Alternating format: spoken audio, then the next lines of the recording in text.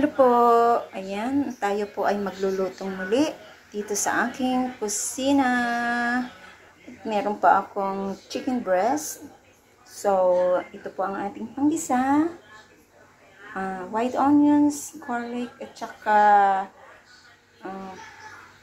sili. Ayan, mamaya. So, ito po ang ating kalamansi. Meron po tayong black pepper, pineapple juice, banana ketchup, and oyster sauce. So dito po ay i-marinate po natin ang ating chicken breast. So, lagyan ko po siya ng mainit po kasi may suna ngayon. So, hininaan ko lang yung TV. At ilagay ko po to. At lagyan ko po siya ng toyo, black sauce, at ihalo po natin.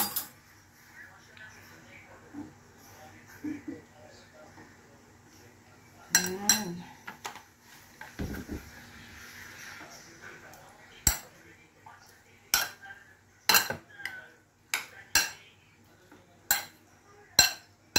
So,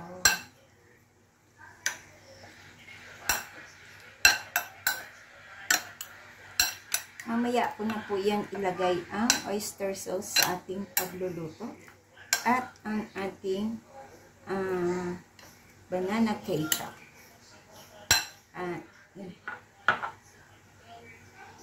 So, yan po. At i-marinate muna natin for 30 minutes bago igisa.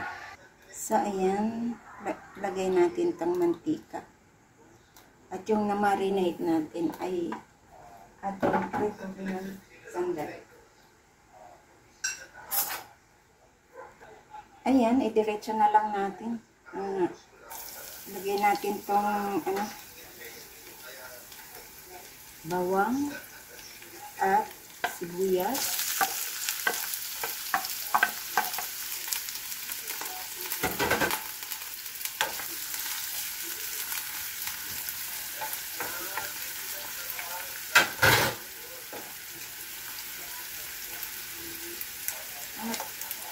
Ang sili, lagyan ko po siya ng sili.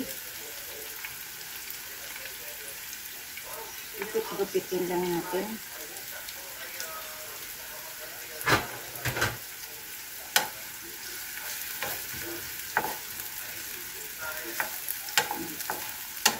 Habang naka-live si Kai Happy ay magluto muna ako.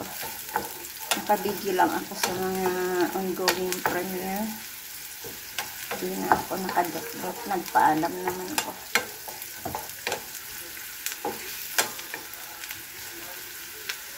So, ayan, ilagay natin yung ating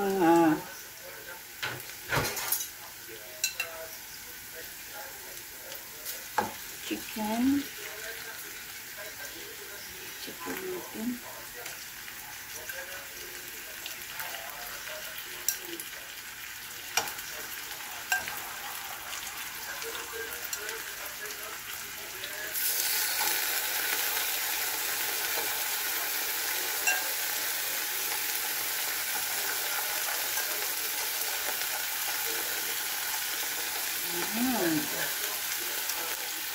So, lutuin po natin siya.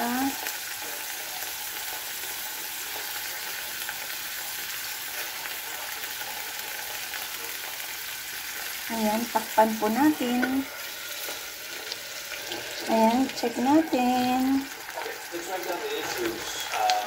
Tapos na ang sana. Bakit ka rin natin.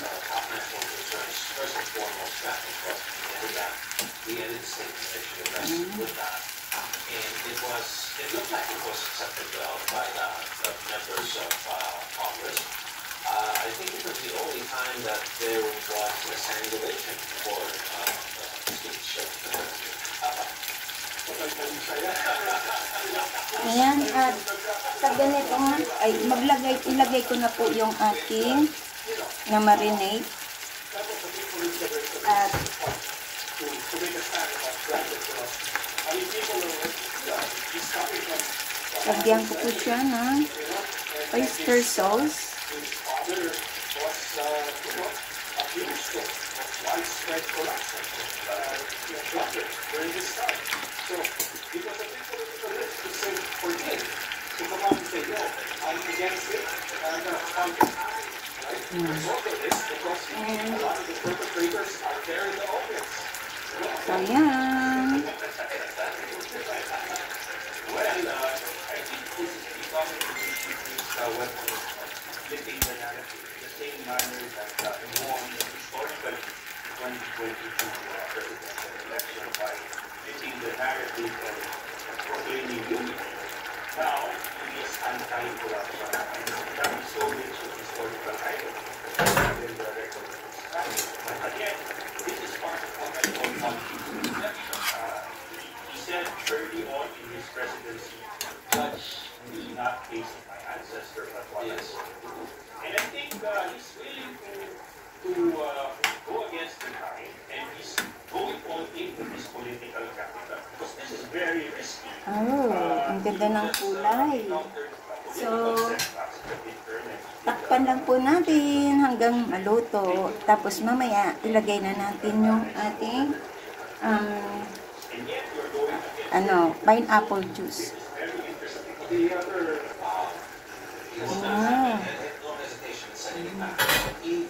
So,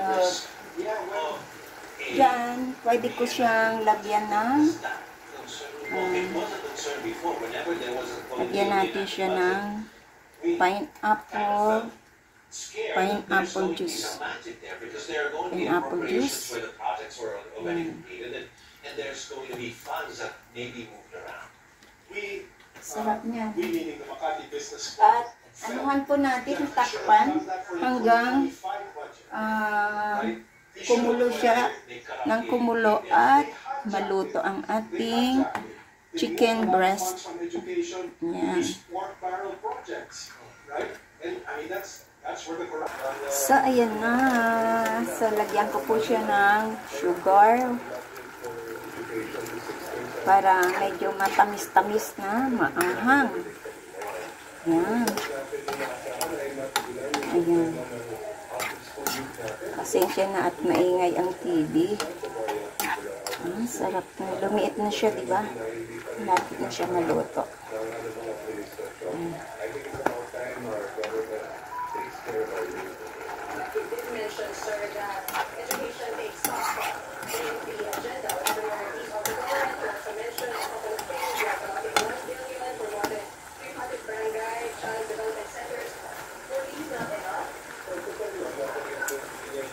Wow, ang sarap.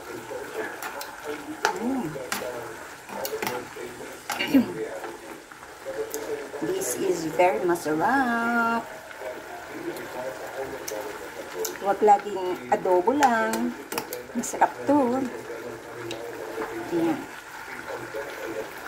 Lagyan ko po siya ng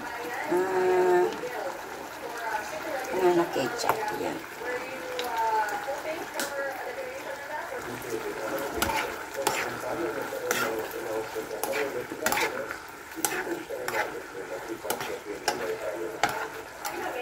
So, hintayin lang natin kumunti ang kanyang sabaw at ilagay na natin siya sa ating serving bowl or serving plate para makain. Masarap.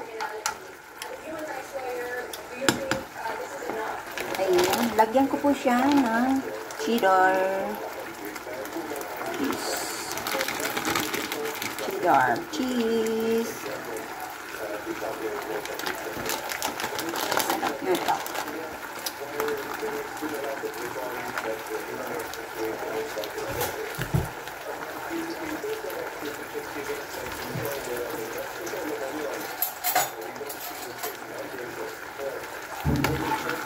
Halo lang natin siya.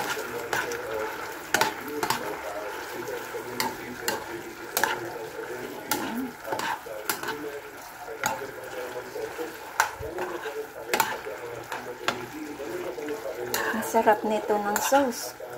Sauce pa lang. Ulam na. Ayan. Ayan siya. Ayan.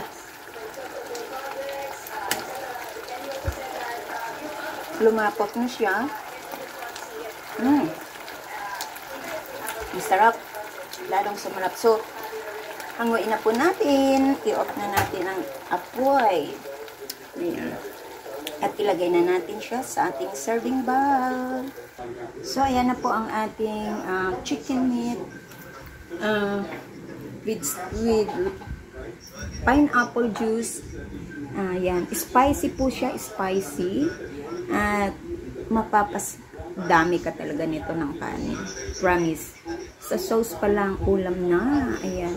So, salamat po sa inyong pagsama sa akin sa premiere kong ito, sa gabing ito. Salamat sa mga naandyan. At sa hindi pa po nakasubscribe ng aking channel, please do subscribe and hit the bell button para lagi kayong updated sa aking mga lutuin. Thank you so much and mega love shoutout sa inyong lahat dyan. Kain na tayo sa aking spicy chicken with pineapple juice and with cheese. Ayan. Bye! Kain na po tayo. This is Laurie's Kitchen. Bye-bye!